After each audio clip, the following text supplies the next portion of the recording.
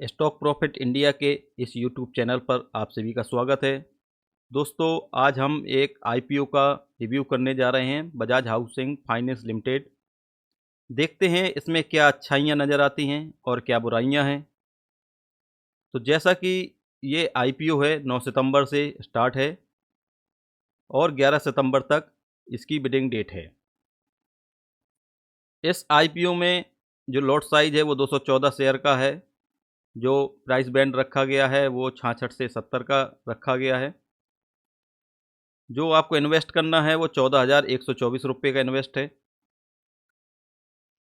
अब इसमें जो नाम है बजाज का नाम जुड़ा हुआ है वो इसके लिए एक बहुत बड़ा पॉजिटिव फैक्टर है। बजाज के प्रति लोगों का विश्वास, इन्वेस्टर का विश्वास बिल्कुल कायम है मार्केट के अंदर। तो इसको सबसे बड़ा जो फ़ायदा होगा वो इसके नाम का दिखाई देता है। वो इसका सबसे बड़ा एक पॉजिटिव फैक्टर है। चलिए हम देखते हैं अब इसमें क्या अच्छाइयाँ हैं। तो इनका एक मजबूत पोर्टफोलियो है। नाम का तो असर साथ में लगा ही है। और इनकी बात करें तो आरडब्ल्यूए और एयूएम का जो रेशियो है वो स्टेबल है। जो इनका एनपीए है, non profit asset, not performing asset, ये काफ़ी कम है, जो इनकी मजबूती को दिखाता है। और साथ में बात करें इनके एनआईएम की, net margin, net interest margin, वो भी बहुत अच्छा है। तो ऐसा इसमें अभी कोई फंडामेंटल चीज़ नज़र नहीं आई है जिसमें कमी हो। कमी है तो इनके फ्री कैश फ्लो में कमी है। बाकी इनका आप ये शीट, बैलेंस शीट देख सकते हैं कि 2024 में इनका 17,312 करोड़, फाइनेंशियल ईयर की बात हो रही है, 2023 में 12,578 करोड़ और उसके पहले 7,000 करोड़। यानी इसमें ग्रोथ दिखाई दे रही है, इम्प्रूवमेंट दिखाई दे रहा है।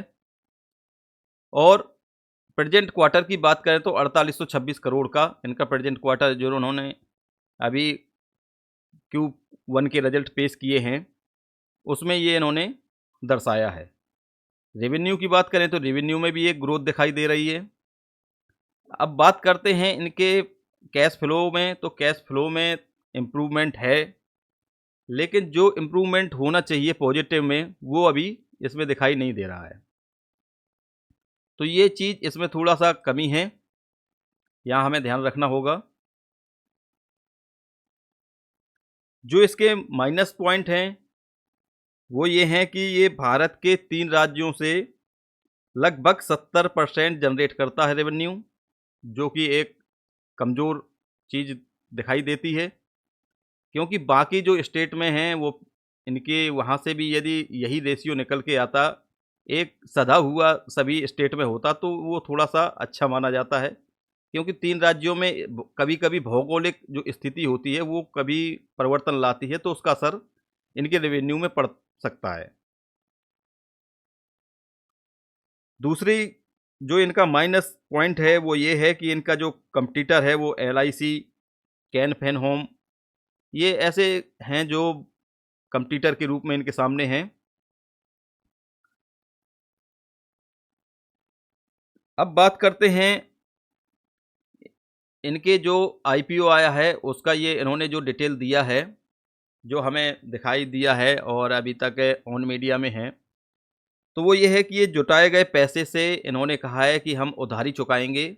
एक्चुअली जो ये पूरा बिज़नेस है, वो बिज़नेस डिपेंड करता है कि आपने मार्केट से पैसा लिया, पैसा लेके आपने वो पैसा किसी को लोन के रूप में दे दिया।